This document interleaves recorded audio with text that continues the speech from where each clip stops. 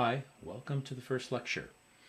We're going to be starting relatively slowly, so we're going to be talking first time not about calculus, but about things that are kind of prerequisite to calculus. So this isn't going to take too long. We're going to be talking about functions this time and things that probably are very familiar to you. So let's start talking about functions. We all know basically about functions being things that you can plug numbers into and get output.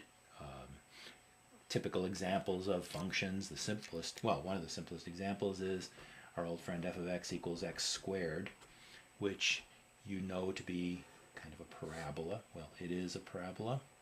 But the thing that I want to focus on right now is the fact that you can represent the idea of plugging particular numbers into the function by putting those numbers in parentheses, and then the output of that is the value that's given by taking this number and replacing x by it. And that's a simple idea that everybody understands, but as you'll see in a minute, it can get a little bit confusing. So what I want to focus on first is this notion of a domain, and that's a set. It's all of the numbers, all of the values that are legal to plug into a function. So for this particular function, all numbers are legal. You can certainly plug in 1, 0, any negative number, decimal numbers. You can square anything. But many other functions have restricted domains, domains that don't include all numbers. So for instance, f of x equals square root of x. You're all familiar with that, and you know that for this particular function you can't plug in anything negative. So you could represent the domain of this function in a lot of different ways. You could say x has to be bigger than or equal to 0.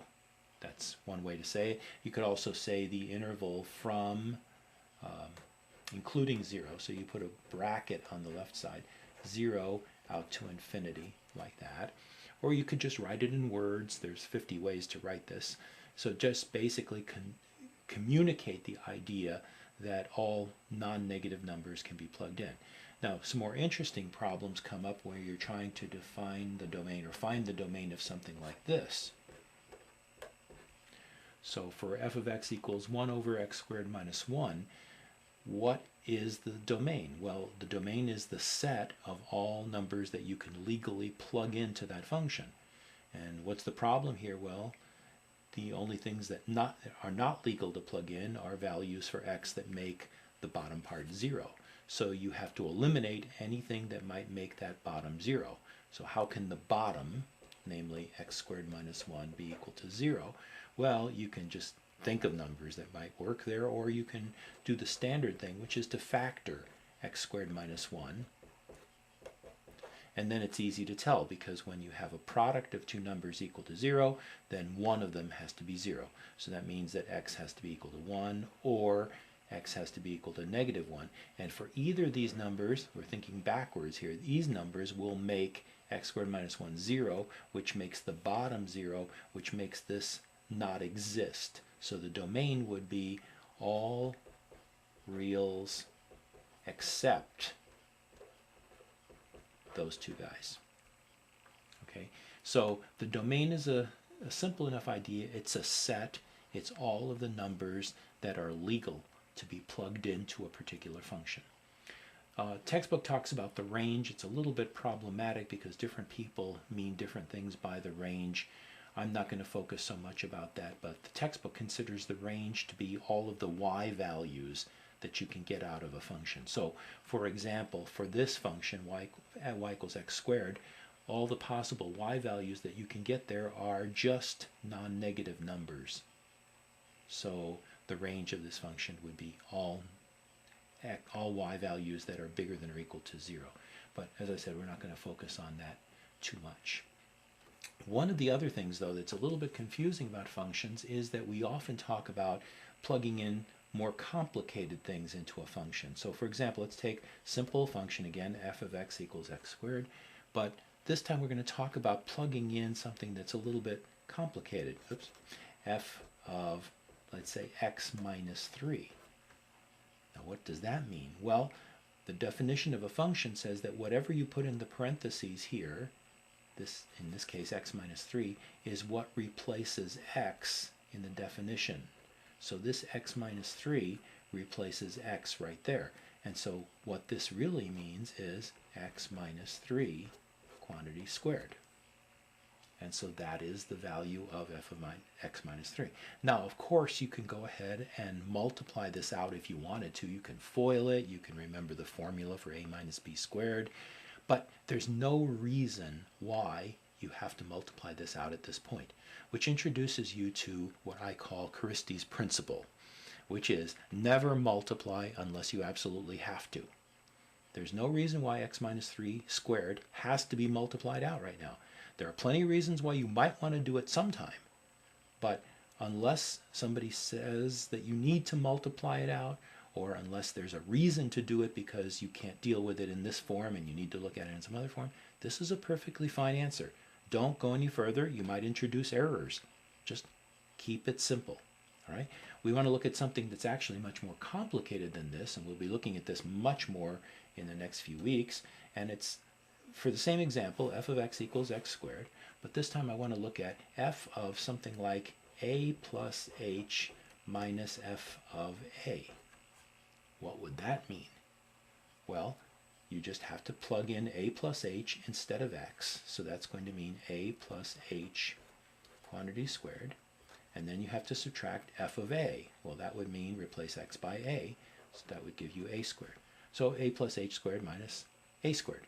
And that's a perfectly good answer. You could leave the answer right there, and you can't be criticized for it, unless the problem is even more complicated. So for example, it could be something like this. Take this quantity and divide it by h and simplify. So if you're given a problem like that, unfortunately now you're going to have to do more work, because when you take this thing and divide it by h,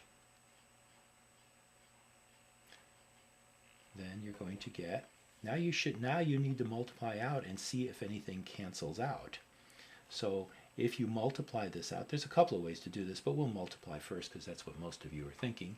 We'll go ahead and multiply, and I do know the formula for a plus b squared, or x plus y squared. It's x squared plus 2xy plus y squared. So we can go a squared plus 2ah plus h squared.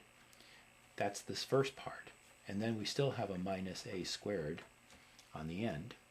And that whole thing has to be divided by h. And it can be simplified further. So when you do that, you can see, of course, the a squareds are going to cancel, and you're left with 2ah plus h squared over h. And you can probably see that the h is going to factor out of this, leaving you 2a plus h over h. The h's are going to cancel, and your final answer is 2a plus h. So it turns out that often this type of expression, f of a plus h minus f of a divided by h, can be simplified just because of the way it's set up. And so the instructions will be something like that. And then you have to go through the algebra. As you'll see, sometimes it's quite a bit more complicated than that, and you won't be able to do this kind of multiplication. You're kind of going to have to be stuck, or you're going to have to figure out some other trick for doing it. And we'll see plenty of those examples in the days to come. Let's look at some other functions. One that causes trouble a lot is a type of function that is said to be piecewise defined. And these are actually very practical functions. Piecewise defined functions are functions that are defined in pieces, and they're practical because in the real world many times you can model something in part of the domain, let's say as a linear function, so it looks like a line, and then maybe in another part of the domain it may taper off kind of like some sort of complicated exponential. And so what you end up doing is you piece together a function that has an equation like a line with this other function that might have a complicated expression. And so the function is going to be broken at this point. Let's say that's c. So your function is going to look like this. It's going to be f of x equals something here that looks like a line and something here that looks like this weird thing. And this is if x is less than c, and this part is if x is bigger than c. So that's the idea of a piecewise defined function.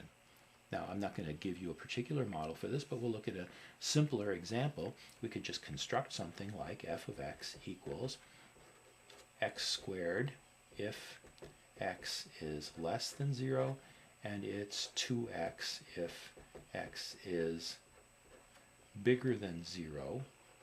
And we'll worry about what happens at 0 in just a second. But this means the graph of this function would have to be x squared when x is negative, so it's the parabola y equals x squared, but it stops here at 0 because you're only getting this formula when x is negative. And now you get a different formula, 2x, which if you remember your pre-calculus, 2x is the equation of a line of slope 2 going through the origin. So it's going to have a line, it's going to have a graph that looks kind of like that. And then at 0, if I didn't tell you what happens at 0, then this function is undefined. And so in particular, this function has a domain of all real numbers except 0. Now, why does it have all real numbers except 0? And if you graphed it, you would have a hole there. Why? Well, just because I wrote it that way. Most of the time, though, if it's a function like this, you'll see that it's defined at 0 and it's given a particular value, so actually you'll fill in the hole. But of course, there's no reason why it had to connect like this. I could have made this, instead of 2x, I could have made it 2x plus 1.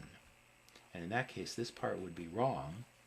And instead, what you'd have is something like this. It would come in like this.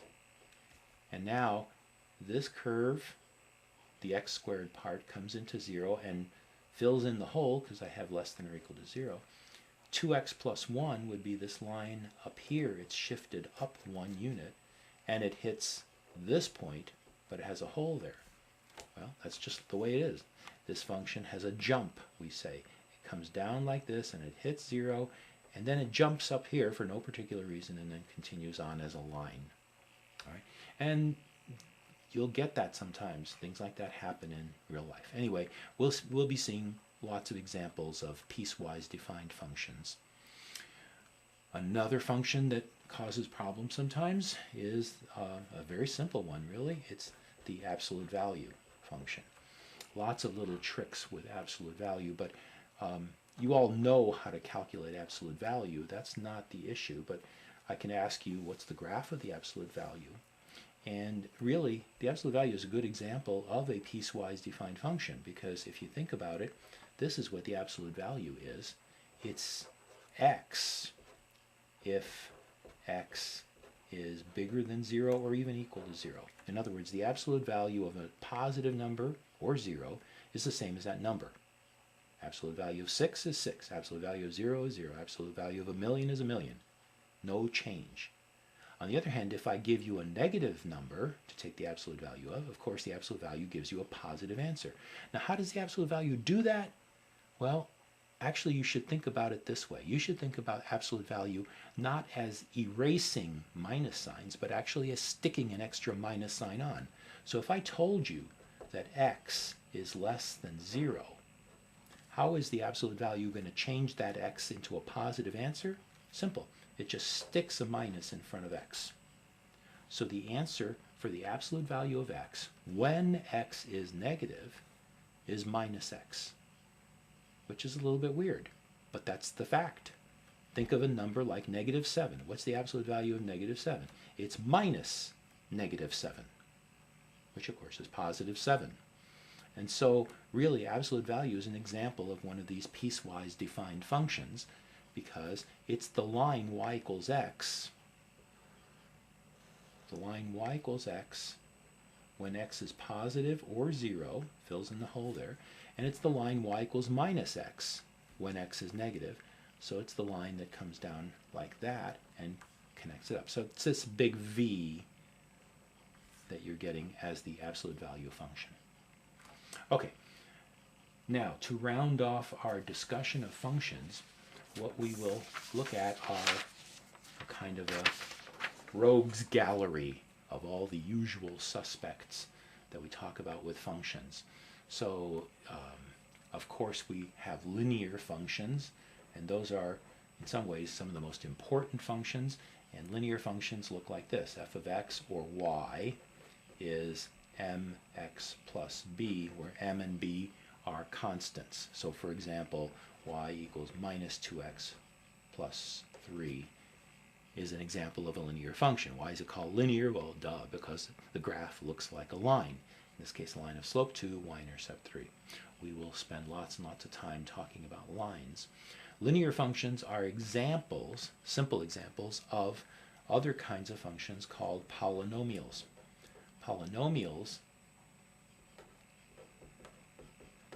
Polynomials are like this, except they just keep going up to a certain point. So, for example, well, we could just write it this way. It's some constant plus another constant times x plus another constant times x squared plus another constant times x cubed, and so on, out to finally some constant a sub n times x to the n power. Now, this is the general form of a polynomial of degree n. So a particular example of that would be f of x equals 1 plus 2x plus 5x to the fourth. That's a fourth degree polynomial. The coefficients are 1, 2, coefficient of x squared would be 0, the coefficient of x cubed would be 0, and the coefficient of x to the fourth would be 5. So this is a fourth degree polynomial. It has 1 as a constant term. Of course, this constant term could be 0. That's okay. And if all of the terms above the first power are 0 in coefficient, then this is a first degree polynomial, which is a linear polynomial. Okay, so linear polynomials are the simplest ones. Then we have quadratic polynomials. Those are second degree, third degree, and so on. So x to the nth is a special kind of polynomial. It doesn't have any other terms down below it. So, for example, x to the fourth, all by itself, is a polynomial of the fourth degree, and it's a very simple one, and you should know the graph of it. It's going to go like this. It's going to go up super fast and symmetric with respect to the y-axis. If you looked at its next door neighbor, x to the fifth, its graph would be kind of like that, except it goes down on the negative side and up on the positive side. All odd degree polynomials like that are going to have this basic shape. Of course, if you add in the lower degree terms, you're going to get wiggles. All right? And for a fifth degree polynomial, as we'll see, you can only have a certain number of wiggles, actually about 4, depending on how you count them. But we will see how that goes for any polynomial. So the degree tells you how many wiggles it can have. If there are no lower degree terms, then it's just going to be like this or like that, depending on whether the degree is even or odd. All right, polynomials are safe and sane and easy, but these are not to be confused with what are called exponential functions. And for practical purposes, exponential functions could be even more important than polynomials. You know, x squared is a nice, safe, and sane polynomial, you know, nice quadratic, x squared. But what about 2 to the x? 2 to the x is not a polynomial. It is an exponential function.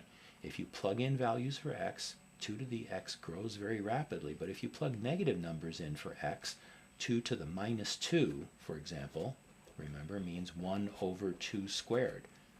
So plugging in negative numbers still gives you positive answers. You can't get a negative answer out of this. In fact, you can't even get 0. The graph of 2 to the x looks like this. It's blowing up here, and 2 to the 0, of course, is 1.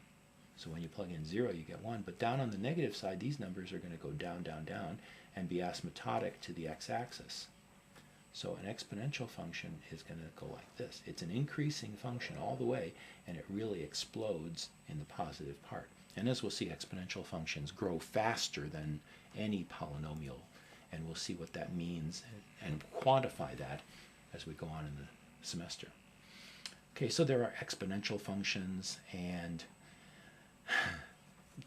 the inverse of exponential functions turns out to be log functions. We'll talk about that in a second, but 2 to the x is just one of the exponential functions. Of course, you can have 3 to the x. We're going to talk about something called e to the x pretty soon. E, by the way, is about 2.7. That's a ballpark figure. 10 to the x. These are all examples of exponential functions, and all of them look like this. Every one of these functions looks like that. Now, if you reflect these functions about the diagonal, then the graph is going to look like this. And those are the log functions. So log base b of x, which we'll spend a lot of time with. This function, if this is your f of x, the graph of this function always looks like this. It's going to be asymptotic to the y-axis, and it's going to grow very, very slowly. And it's going to go through this point, which is 1, 0. So all log functions look like this, every one of them. Okay, so just keep in mind whenever you see any log function, log base 2 of x looks like that. Log base e, which of course is natural log, it looks like this. Now they're not the same, they have slightly different, one of them grows a little bit slower than the other, okay, but they're all going to have that same basic shape, and that's an important thing for you to be able to do. You got to be able to instantly just write down log looks like this, 2 to the x looks like this, x squared looks like that, x to the 5th looks like this.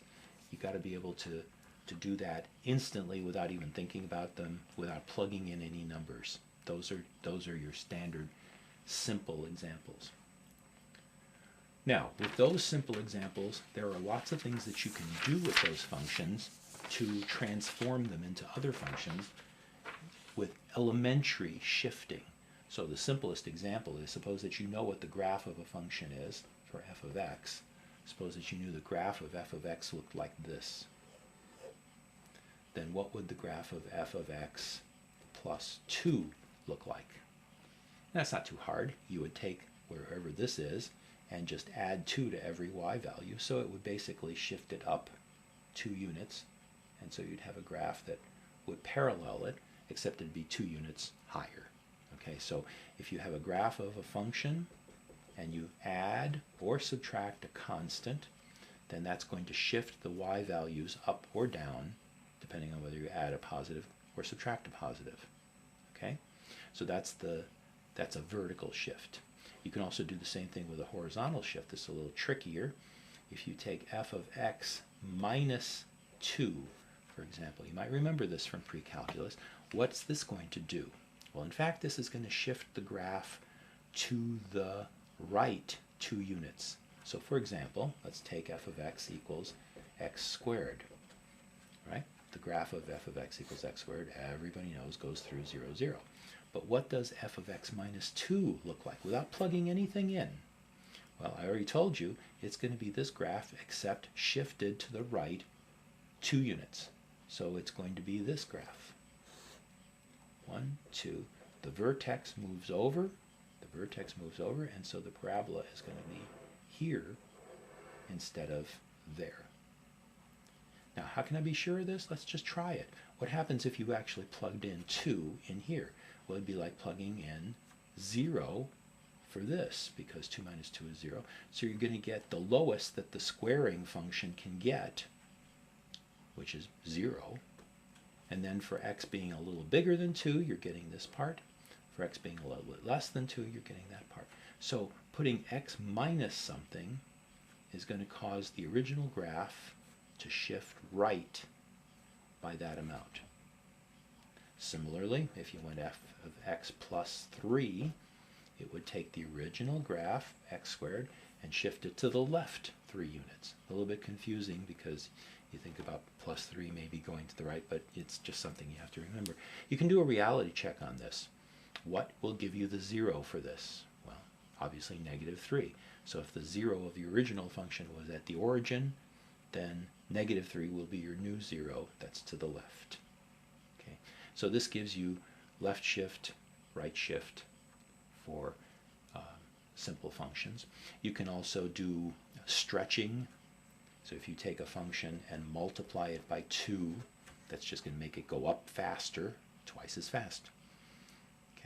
And there's similar things that you can do, and we'll look at this a little bit later, where you put the 2 inside the parenthesis. This has an effect of stretching things by a factor of 2, but it's not quite the way you might think. It's actually going to end up compressing the graph. And best examples of this you've seen before if you remember your trigonometry. But we'll look at that more when we do some more details with trigonometry. But I did want to at least talk about trig a little bit in these few minutes. We'll do as much trig as we need when we get to it. I'm a big believer in just-in-time learning. So yeah, you're supposed to know all kinds of trig, but no, I'm not really expecting you to remember a whole lot about trig at this point. So I want you to learn it eventually. But right now, let's just recall the basic 3, the sine, the cosine, and the tangent. There's a lot that you have to know about these guys, and we'll remember all of that stuff later on in the semester, and even more of it will get recalled in second semester calculus. But for now, here's what you need to remember about the sine and the cosine and the tangent. What do they look like? The sine is a function that, well, it's got the basic sine wave. It's going through the origin, and it's going to repeat periodically. It goes all the way up to 1 and down to -1, and it completes a period in a distance of 2 pi. Okay? So that's basically what you have to remember about the sine function. The cosine function looks just like that, except at 0, it's up here. So here's your cosine function. It starts up here and then goes downhill. But it's basically your same sine function, except it's been shifted. We say that it's the same as the sine shifted by 90 degrees, pi over 2. So it has to go through from here to here a distance of 2 pi before it starts repeating itself. Tangent is a little bit weirder. The tangent function looks like this, and it's asymptotic here and here, and then it repeats itself with asymptotes like that. And so that is the graph of the tangent, and you do need to know that these points here are at pi over 2. That's your first asymptote on the right, and minus pi over 2 would be your asymptote on the left. So the tangent function is actually periodic with period pi, because this distance is only pi before it repeats itself. Okay, so those are your basic 3 functions, and we won't worry too much about the other ones, at least not at this point. Okay, last thing I want to talk about is what we call the composition of functions. Very, very easy idea, but we use it all the time. What does it mean to form the composition of 2 functions, f and g? So when you compose 2 functions, f and g, what do you get? Take a wild guess. You get another function. So you can plug in x into it. What do you get, in fact? Well, it's what you should expect. It's f of g of x. So one example should be enough. What if f of x is x squared and g of x is 2x minus 1? Then what would f circle g of x mean? Well, it means f of g of x. And what does that mean in this case? It means, well, plug in what g of x is. G of x is 2x minus 1. So it's f of 2x minus 1. What does f of 2x minus 1 mean? Well, it means what f does to x. X gets squared, but you're not plugging x in, you're plugging 2x minus 1 in. So what that means is you got to take 2x minus 1 and square that. And that's f circle g of x. Again, Christie's principle says there's no reason to multiply this out. Nobody said you had to do anything more with it. That's a perfectly good answer. Leave it at that. Okay? Speaking of leaving it at that, that's where we will stop for now.